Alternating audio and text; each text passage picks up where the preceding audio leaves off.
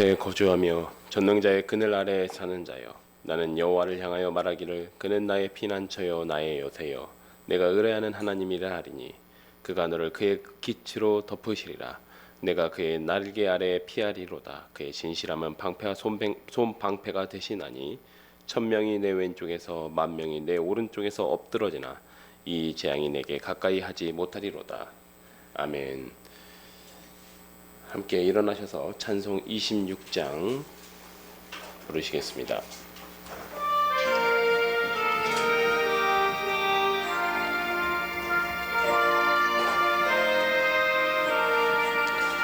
구세주를 아는 이들 찬송하고 찬송하세.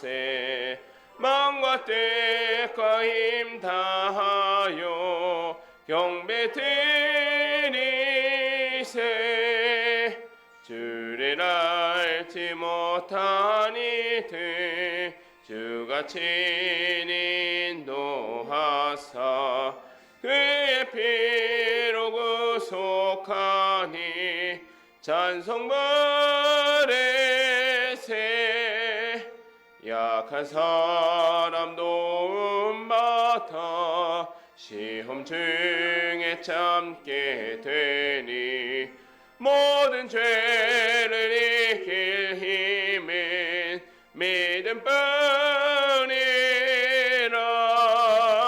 진리 되신 우리 주는 영원토록 변함없네. 성도들아 주를 믿어 길이 섬기세.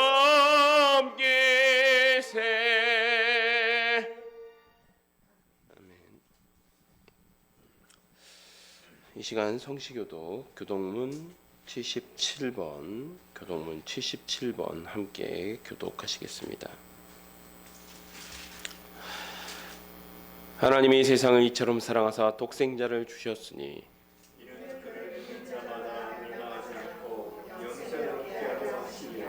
하나님이 그 아들 세상에 보내신 것은 그로 말미암아 세상이 구원을 받게 하려 하심이라.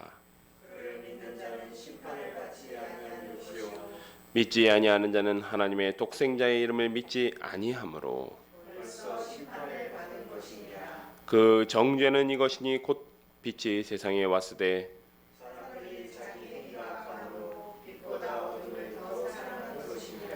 악을 행하는 자마다 빛을 미워하여 빛으로 오지 아니하나니 진리를 따르는 자는 빛으로 오나니 안에서 행한 것임을 나타내려 함이라 하시니라. 아멘. 이 시간 사도신경으로 우리의 신앙을 고백하도록 하시겠습니다.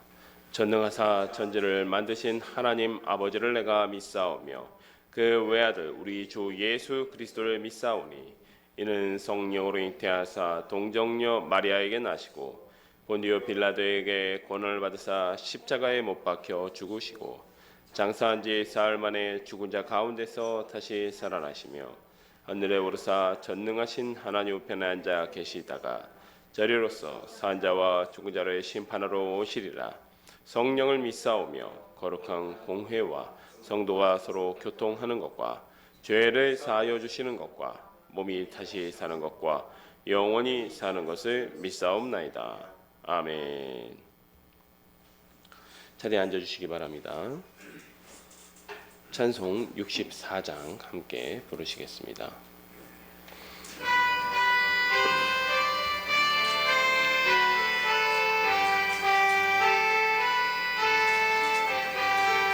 기뻐하며 경배하세. 영광의 주 하나님, 주 앞에서 우리 마음 피어나는 꽃 같아 죄와 슬픔 사라지고 의심 구름 거치니 변함없는 기쁨의 주 밝은 빛을 주시네. 땅과 하늘 만물 주의 솜씨 빛내고 별과 천사 노래소리 끊임없이 드높아 물과 숲과 산과 골짜 들판이나 바다나 모든 만물 주의 사랑 기뻐 찬양하여라. 우리 주는 사랑이요 복의 근원이시니 삶이 깊은 샘이 되어 바다처럼 넘치네.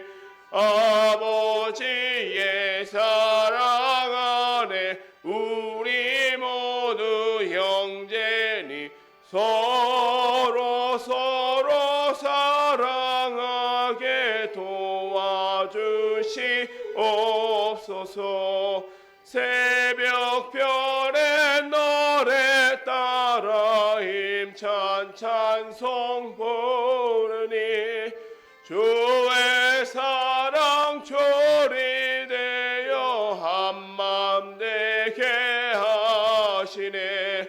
노래하며 행진하여 싸움에서 이기고 승전가를 높이 불러 주께 영광 돌리세.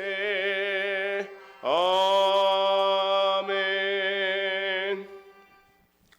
이 시간 양영철 안수 집사님 나오셔서 저희를 대표해서 기도 인도해 주시겠습니다.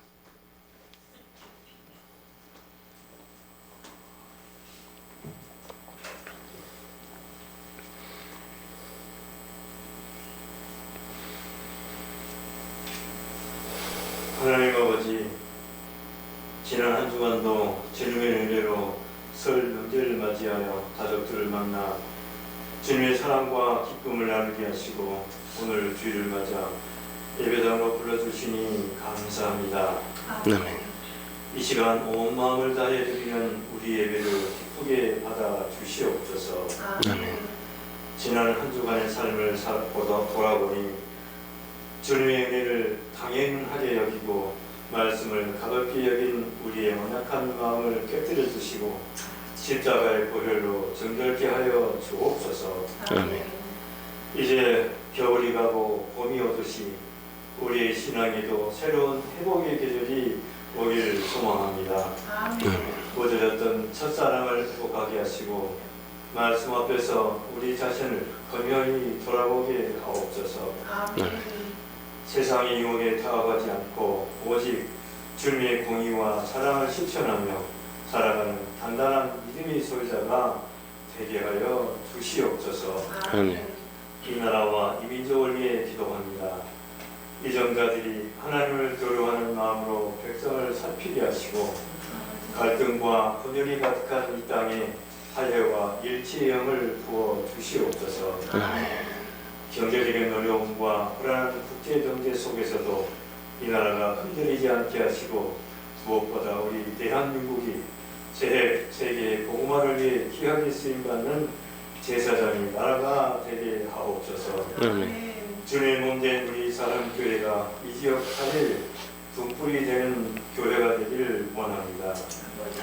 성경 66권을 한 번도 빼지 않고 기록된 목적대로 가르치는 교회, 성경의 연대 기준으로 대화 설교를 통하여 하나님의 진리와 진리의 하나님의 은혜와 진리에 서는 교회, 기복주의, 신비주의 그리고 방언 기도를 배격한 교회로 이 지역 사회의 등불이 되길 원하며 장차 입은 영혼들이 찾아와 안식을 얻는 공동체가 되기를 소원합니다.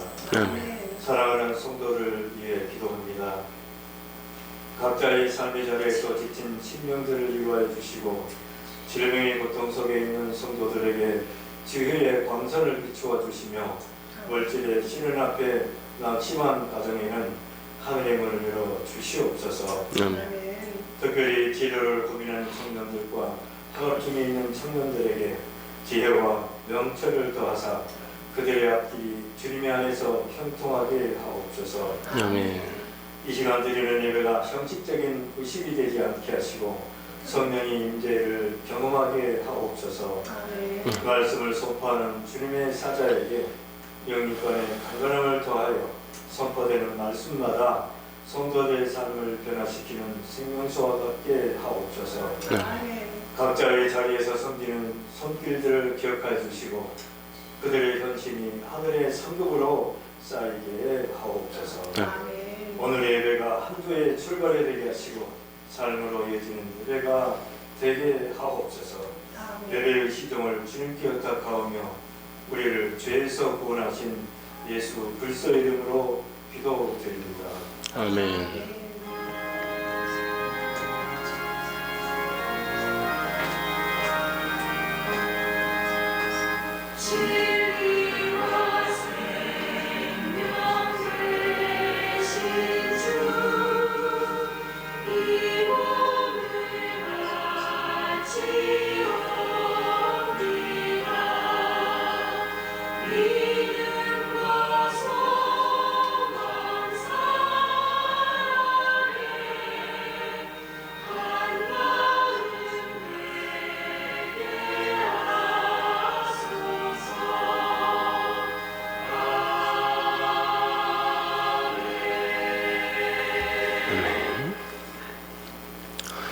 이 시간 우리에게 주신 하나님의 말씀은 전도서 12장 1절에서 2절 말씀입니다. 구약 성경 959페이지에 있습니다.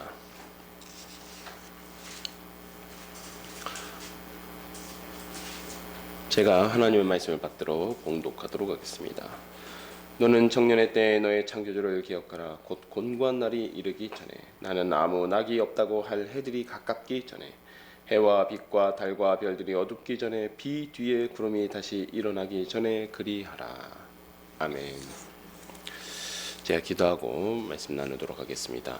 하나님 감사드립니다. 오늘도 이렇게 귀한 날 주시고 또 기쁨으로 또 명절 잘 보낼 수 있게 해주시니 감사드립니다. 주님, 이 시간 저희가 전도서 끝부분까지 살펴보고자 합니다. 허무하고 허탄한 인생 가운데 참 의미를 찾게 하여 주시고 그 의미 가운데 최고인 창조주 하나님을 기억하는 삶을 사는 우리 샤론교회 가족들 되게 하여 주옵소서. 예수님의 이름으로 기도합니다. 아멘. 네. 지난주에 저희가 이제 이 세상의 부조리에 대해서 한탄하고 있는 그 전도자의 이야기를 들었습니다. 전도자는 지혜와 우매에 대해서 이야기한 후에 이 세상의 부조리와 또 불의에 대해서도 이야기합니다. 이런 것이죠. 악인들이 그 행위대로 즉시 심판을 받지 않아서 어리석은 사람들이 악을 행하는 데에 담대하다. 사실 저희도 갖고 있는 생각 아닙니까? 저런 천하의 나쁜 사람들을 봤을 때 뉴스에서 파렴치한 사람들 보면 차라리 하늘에서 막 벼락이 떨어져가지고 심판해 주시면 좋겠는데 그러지 않고 또 그런 사람들이 법정에서 또 아주 낮은 형량을 받거나 아니면 무죄로 풀려나오고 이런 부분 좀 보면 정말 이 세상이 어떻게 돌아가려고 그러나 뭐 이런 생각을 가지고 있을 때가 있지요. 그런데 그런 문제가 이 전도자의 시대, 솔로몬의 시대에도 여전히 존재하고 있었다라는 것입니다. 아마도 이 세상 끝날 때까지 이런 문제는 존재할 것입니다. 그렇기 때문에 어리석은 사람들은 하나님 없다. 무슨 심판은 심판이고 인과응보는 무슨 인과응보냐. 그냥 잘 먹고 잘 사는 게 최고다라고 하면서 악을 행하는데 마음이 담대합니다.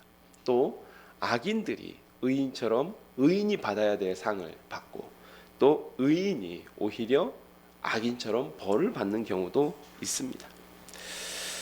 그래서 전도자가 이렇게 한탄합니다. 자기의 평생을 바쳐서 지혜를 찾았지만 그가 보기에도 이런 불의가 존재하는 세상은 아무리 지혜를 구해도 다 알 수 없는 세상이다 라고 한탄합니다.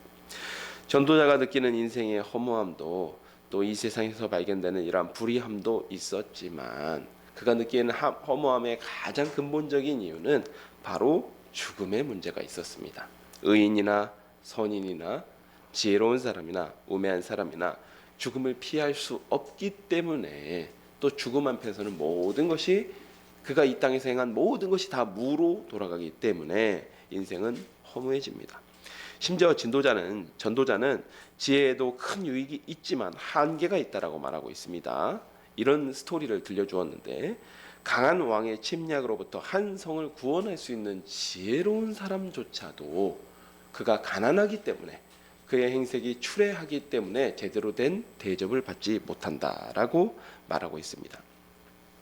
또 지혜자가 아무리 성실하게 일을 준비한다 할지라도 우매한 사람 한 사람이 악을 행하면 모든 일이 다 수포로 돌아가게 된다라고도 이야기하죠.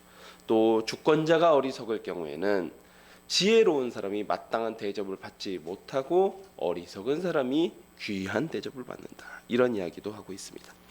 그래서 전도자는 헛된 평생 가운데 하나님께서 허락하신 가정에서 희락을 누리는 것이 귀하고 중요하다라고 이야기하고 있죠. 이는 결국 지혜의 유익함에도 불구하고 모든 일의 성공과 실패와 또 그 때를 결정하시는 분은 하나님이시기 때문에 어떻게 하라는 겁니까? 게으르게 살라는 게 아니죠. 모든 거 다 하나님이 결정하셔. 그러니까 하나님한테 다 맡겨버리고 게으르게 살아도 돼. 이게 아니라 하나님께 맡겨드리고 나는 나의 최선을 다하면서 성실하게 살아가고 또 일의 성패를 결정하시는 분이 하나님이시기 때문에 거기에 너무 집중하지 말고 집착하지 말고 하나님께서 지금 베풀어 주신 것들 그 중에서 가장 최고의 것이 뭐라고 얘기했죠? 가정 안에서 평안을 누려라. 그게 인생을 지혜롭게 사는 길이다 라고 지금 그렇게 지난주에 교훈을 주었습니다.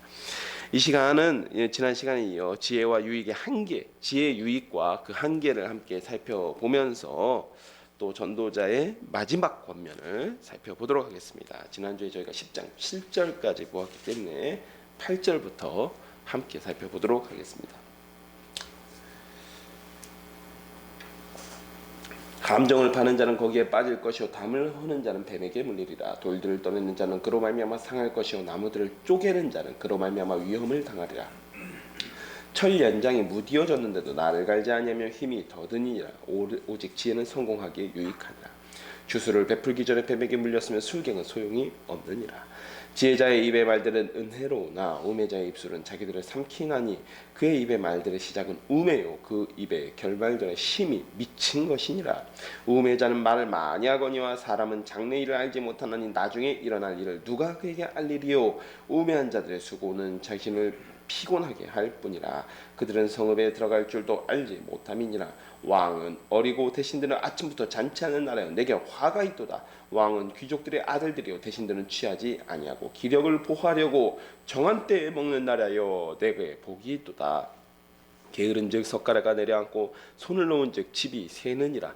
잔치는 희락을 위하여 베푸는 것이요 포도주는 생명을 기쁘게 하는 것이나 돈은 범사에 이용되느니라. 심중에라도 왕을 저주하지 말며 침실에서라도 부자를 저주하지 말라. 공중의 새가 그 소리를 전하고 날짐승에게 이를 전파할 것임이니라. 8절을 보면 함정을 파는 자가 그 함정에 빠지고 담을 허무는 자는 뱀에게 물린다라고 이야기하고 있습니다.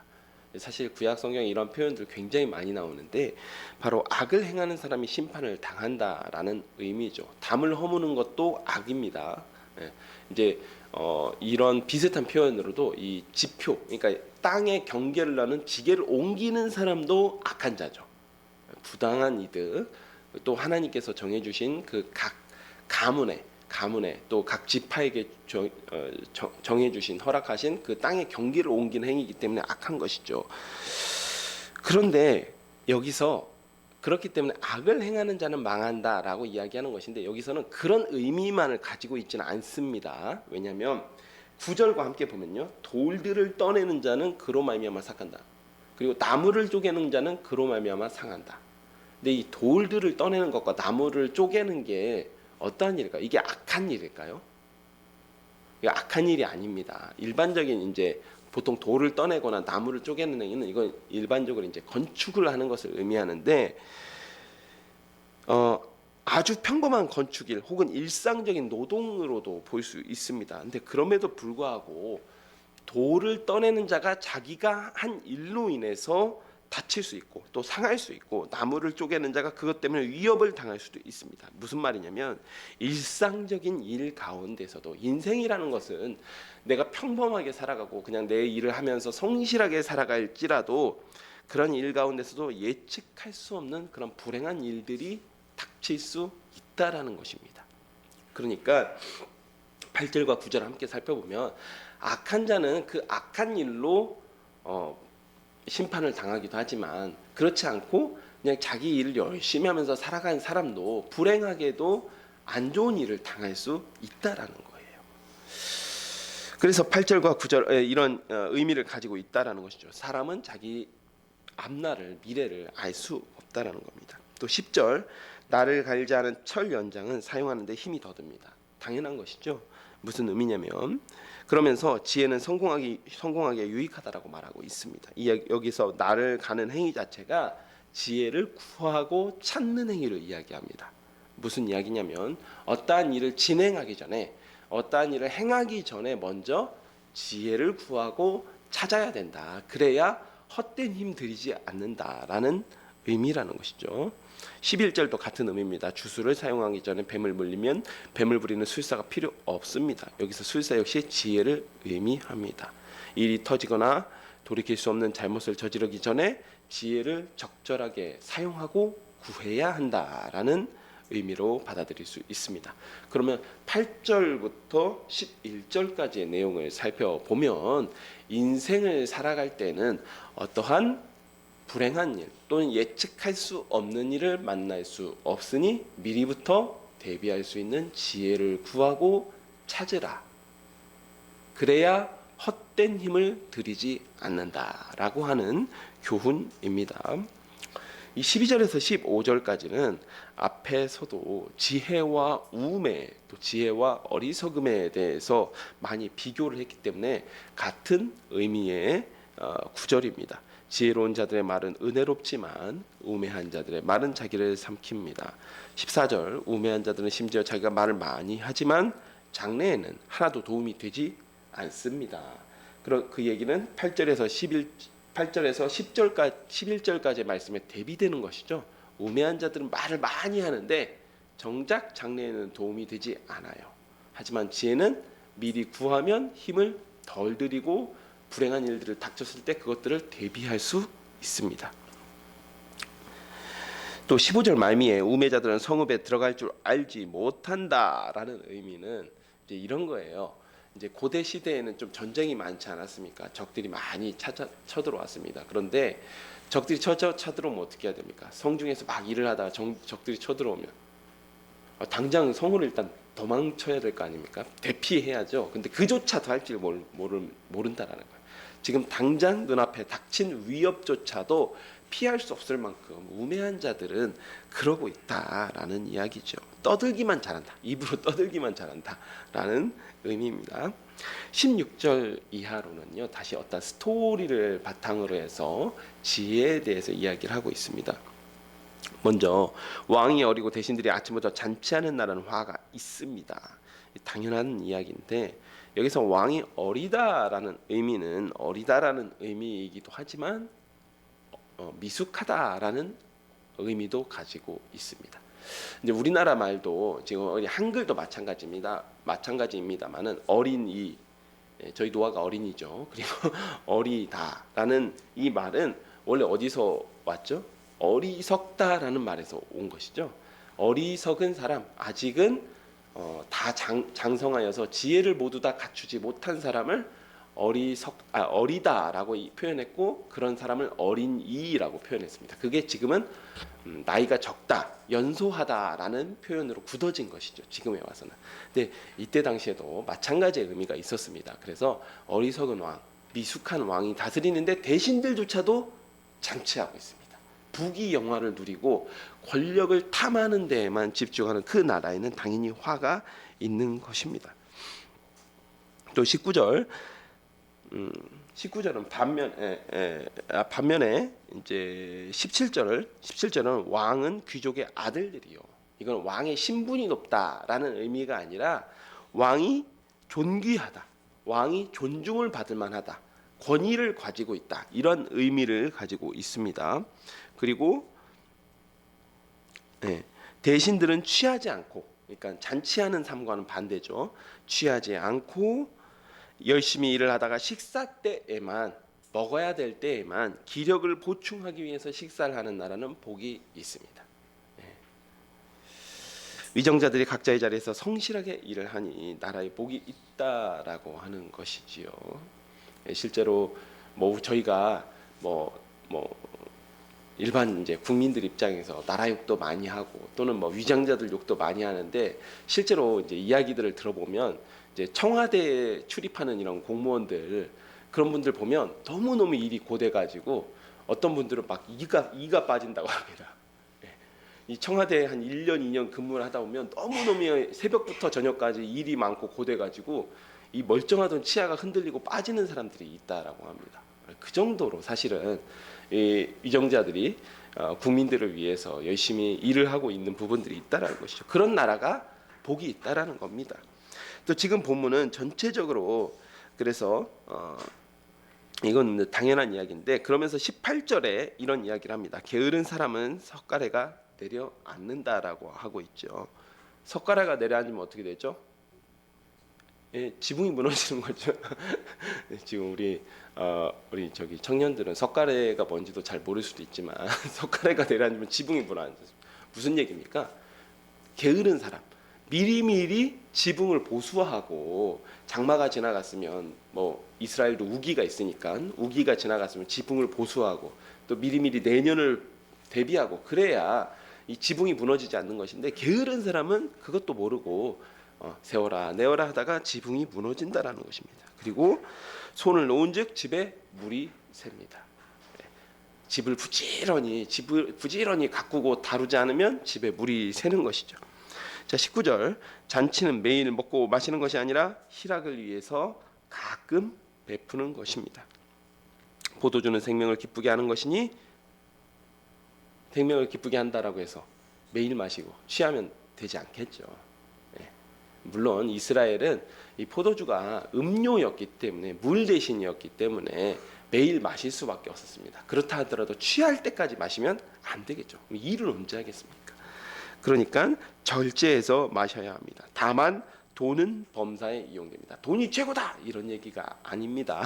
그게 아니라 덮어놓고 쓰다 보면 돈이 궁해진다라는 거예요. 그러니까 잔치하고 먹고 마시고 그렇게 덮어놓고 즐기면서 쓰다 보면 돈이 궁해지니까 그러지 말고 절제해서 또 필요할 때만 돈을 쓰고, 돈을 잘 모아놔야 이후에 미래를 대비할 수 있다라고 하는 말입니다. 20절은 왕이 미련한 사람이라도 함부로 저주하지 말라라고 경고하고 있습니다. 16절부터 종합해서 살펴보면 먹고 마시고 잔치하는 삶을 살지 말고 성실하게 일하며 미래를 준비하는 삶을 살되, 서로 위정자들이 미련하다 할지라도 함부로 저주하지 말고 너 자신의 성실한 인생을 살라라는 의미입니다.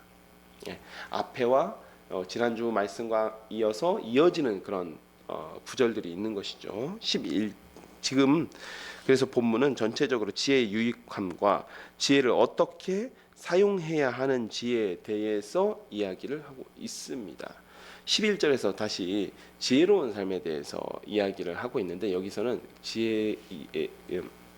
지혜로운 삶과 함께 이것을 좀 굉장히, 지혜조차도 굉장히 조심해서 사용된다, 조심해서 사용해야 한다라는 이야기를 지금 하고 있습니다. 11장 함께 살펴보도록 하겠습니다. 너는 내 떡을 물 위에 던져라. 여러 날 후에 도로 찾으리라. 7에게나 8에게 나누어 줄지어다. 무슨 재앙이 땅에 임할는지 내가 알지 못함이니라. 구름의 비가 가득하면 땅에 쏟아지며 나무가 나무로나 북으로나 쓰러지면 그 쓰러진 곳에 그냥 있으리라. 풍세를 살펴보는 자는 파종하지 못할 것이요 구름만 바라보는 자는 거두지 못하리라. 바람의 길이 어떠한가 아이벤자의 태에서 뼈가 어떻게 자라는지를 내가 알지 못한 같이 만사를 성취하시는 하나님의 일을 내가 알지 못하느니라. 너는 아침에 씨를 뿌리고 저녁에도 손을 놓지 말라. 이것이 잘 됐는지 저것이 잘 됐는지 혹 둘 다 잘 됐는지 알지 못함이니라. 빛의 실로 아름다운 것이라. 눈으로 해를 보는 것이 즐거운 일이로다. 사람이 여러 해를 살면 항상 즐거워할지로다. 그러나 캄캄한 날들이 많으리니 그 날들을 생각할지로다. 다가올 일은 다 헛되도다. 자, 1절 보면 내 떡을 물 위에 던지라. 이 말씀이 사실 해석이 분분합니다. 해석이 분분한데 이 말씀을 전도자가 솔로몬님을 고려해 보았을 때 이 말씀은 내 떡을 물 위에 던져라. 이거 조금 더 실제적으로 해석하는 경우도 있어요. 그래서 해상 무역에 투자해라 이렇게 받아들이기도 합니다.